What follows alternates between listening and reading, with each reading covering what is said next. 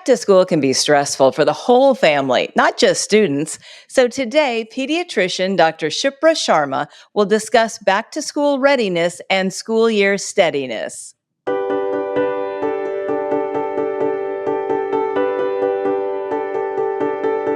Welcome to Total Health Talks, your Cook County health podcast, where we empower your journey to better health. I'm your host, Maggie McKay, and today we're going to talk with Dr. Sharma about how to prepare and stay on course for a successful back-to-school experience. Thank you so much for joining us today, Dr. Sharma. Thanks, Maggie. I'm excited to be here with you guys.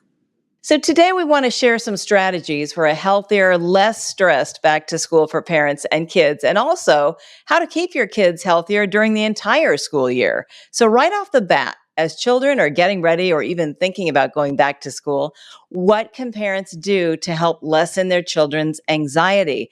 And what can they do during the summer to prepare our kids for the fall? Yeah, great question. So I think, with these transitions, it's important for parents to remember that these nervous feelings and this anxiety is very normal and very appropriate. Kids and parents are built for this. And so what I'd start by saying to parents is, these kinds of to get curious about what it is that maybe your kids are worried about. It could be that they're starting at a new school, or that maybe there's a new bus route, or just, maybe the family moved to a different city or town altogether. So it's a whole new neighborhood, new everything. And so part of it is just, getting curious. And sometimes kids just want, to air that out and get some reassurance from their parents. The other thing I would tell parents is to to then start preparing. If it's possible to visit a school, if it's possible to do the new bus route ahead of time, practice it a few times so that kids are becoming more familiar with these routines, that can be really helpful. Visit the school, meet some kids in their class, just kind of lessens, that sort of unease and those feelings of things are completely unknown. And then I would just, what I think also can be really helpful is then finding that routine and sticking with it. Kids, most of us, frankly, but kids especially do really well with a routine, kind of knowing what to expect day in and day out, what comes first, what comes second, what comes at the end of the day, and sticking with that as much as possible. It's a little monotonous and it's not always easy, but it reduces the stress for everybody. But really, this anxiety, this nervousness is very normal. But kids are capable of handling this, especially with the support of their parents. Looking back, I always felt so lucky that I had a friend or two, actually, from my neighborhood going to the same preschool. So I already felt a little bit, at ease. I always think if every kid could just have one friend they already knew at their school, but that's not always realistic, but it helps. So are there any sort of traditions, routines, or anything in your family around the back to school time that you can do? So for my family, we actually are just embarking on the school journey. My daughter is starting preschool this year, and so we're very new to it. So frankly, we've been doing these same things for the last week or so, walking her to the school, reminding her about her teacher, reminding her about how things go at drop off, getting back to that bedtime schedule and that bedtime routine to make sure she's getting her sleep. And it's I think it's been good for all of us to get back to, some of that routine and some of that structure.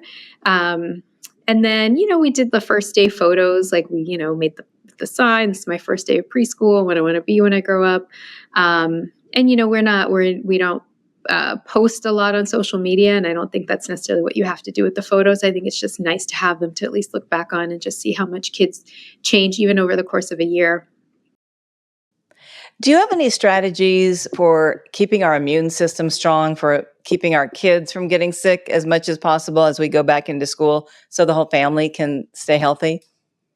Yeah, that's another great question. So important. And so, I think when it comes to our immune systems and staying healthy, the basics still work. And so I would start with ensuring that, your kids are getting enough sleep. And so depending on their age, kids can need anywhere from 8 to 12 hours of good sleep at night. Most of us do best with like a sleeping schedule, so a set bedtime and a set waking up time. And really, it's okay on weekends to catch up and to catch a nap in the afternoon, but that nighttime sleep is really what's best in terms of our rest and our restoration. And so I would really try to optimize that as much as possible.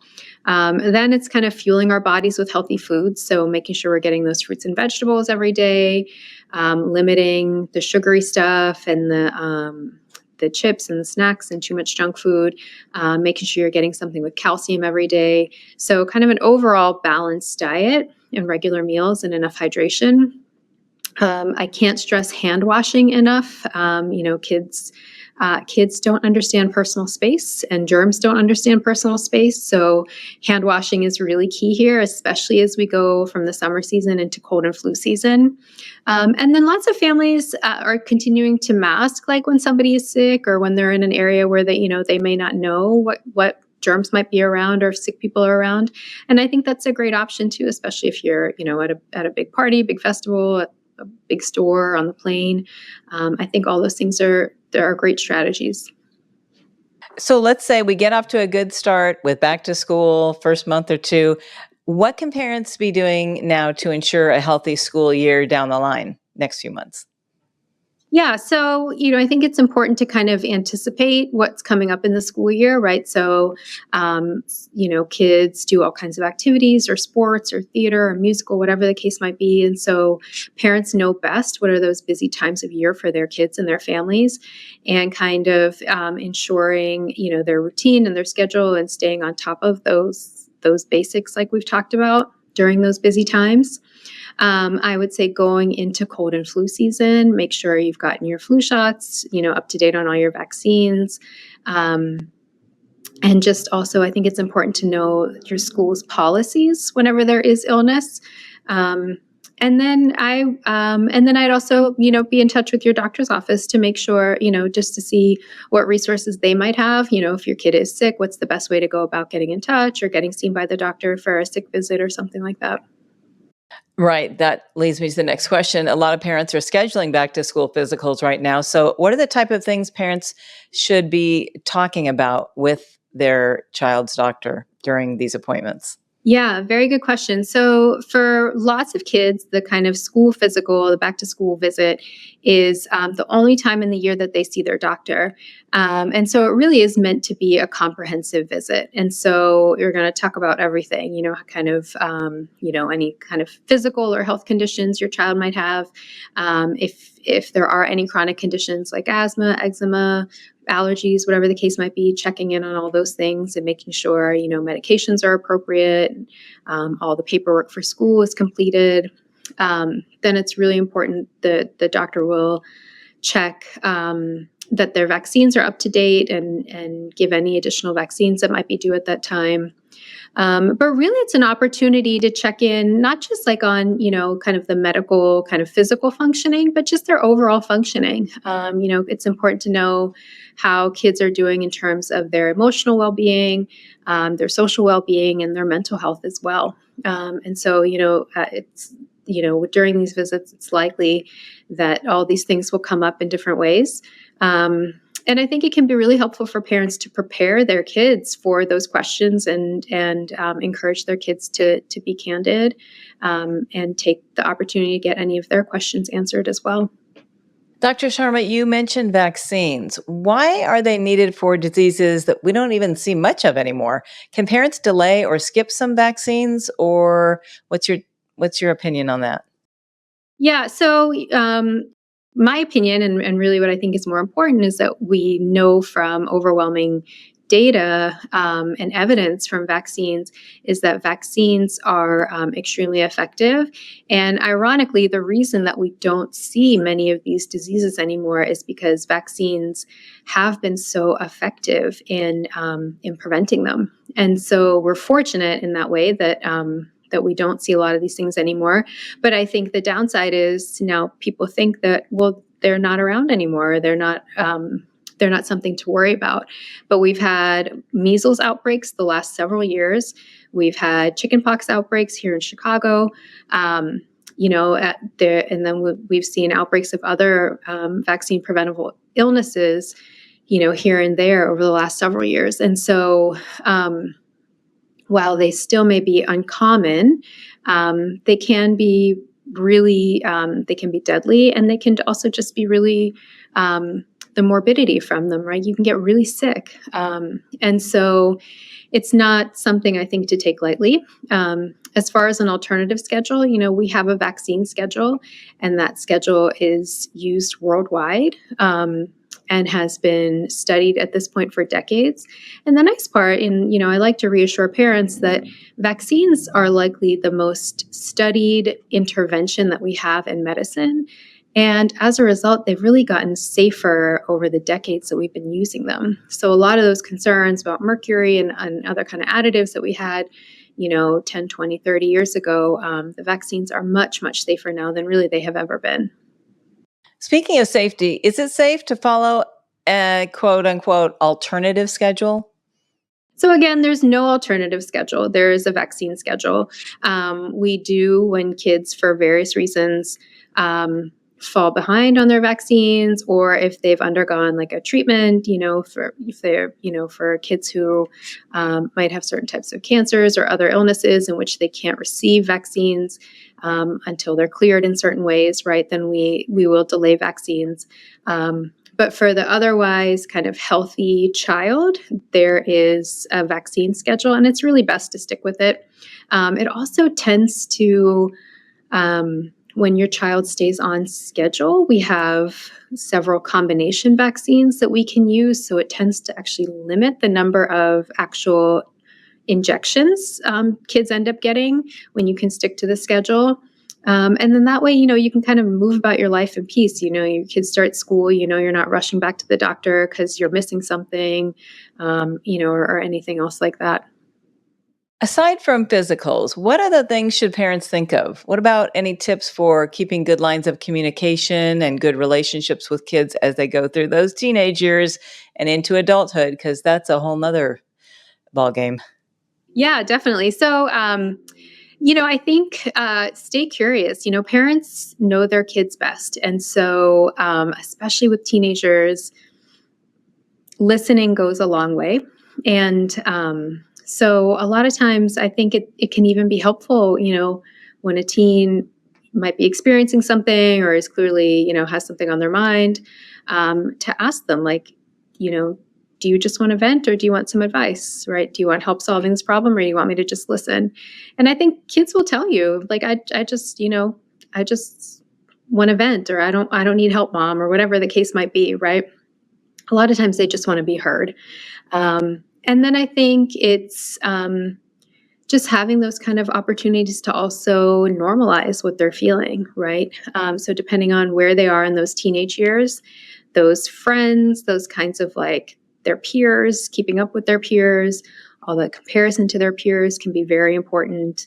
And while it may seem not so important and even frustrating to parents to kind of see their kid worried so much about what their friends are doing, this is a very normal thing for kids to experience at this part of life. And so you want them to kind of be going through that as well. I think a lot of times it's also reassuring parents that these are all normal things that kids are going through. And best advice for parents right now as the kids are getting ready to go back to school, because sometimes parents are more anxious than the kid themselves. So what do you want parents to know about helping them along so they're not so anxious? Because sometimes kids, feel that. And then they think, why are they anxious? And they're anxious. It's a chain reaction. Absolutely. So I think it's important for parents to kind of, check in with themselves a little bit to kind of understand their feelings, right? Parents it's normal. You're going to worry about your kids. And I would expect that. And if parents weren't worried about their kids, I would be more concerned. And so, reassuring parents to some extent that, this is what they've been preparing their kids for their whole lives. And so reminding them that their kids are ready and they're resilient, and kids do well when they have parents who support them and can offer that reassurance, and really kind of normalize a lot of these experiences. And then I'd also remind them that, like, please, like your doctor's office, we're here to be a resource. And so whenever we can, we deal with these kinds of issues all day long. And so whenever we can kind of help, and even help sometimes bridge communication issues, we're happy to do so. That's a good idea, because maybe people don't even think of that. I could call my doctor and ask for advice because you have seen it all. So as the school year progresses and, maybe other topics come up, like, I don't know, bullying or whatnot, what's your best advice for parents as the school year goes on? So I think with issues like bullying, when those things come up, it's really important to involve the school. And I would involve them early. I think sometimes, problems go on and then they reach a point where they really can't be fixed. Or kids like end up really suffering a lot in the process. And so I would, encourage parents to really work with their school, partner with their school, whether that's the teacher or principal or guidance counselor, whoever it might be, to address those kinds of issues. I would also, encourage parents to continue to kind of check in with their kid. And so while they may be having some negative experiences at school, offering that reassurance that they still are safe and loved, and make the home environment kind of that safe and loving place until things can kind of settle down and sort themselves out at school. And just sort of maintain that kind of routine, that safety, that really only they can provide. And in closing, is there anything else you'd like to add that you think parents need to know that we didn't discuss? Well, again, we're your pediatrician or your pediatric provider. We're here to be resources for you. And so, I think a lot of times parents come to us after they've tried a lot of things, and I would encourage them to contact us early. And I really encourage parents, your kid best. And so if something doesn't feel right, check in with them, check in with yourself, and call your doctor for help, check in with the school.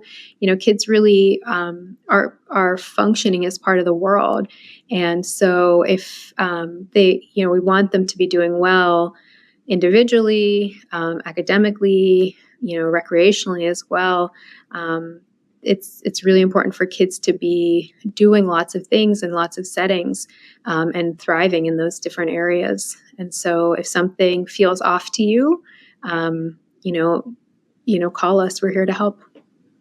Well, thank you so much for sharing your expertise. This has been so informative and helpful. We really appreciate it.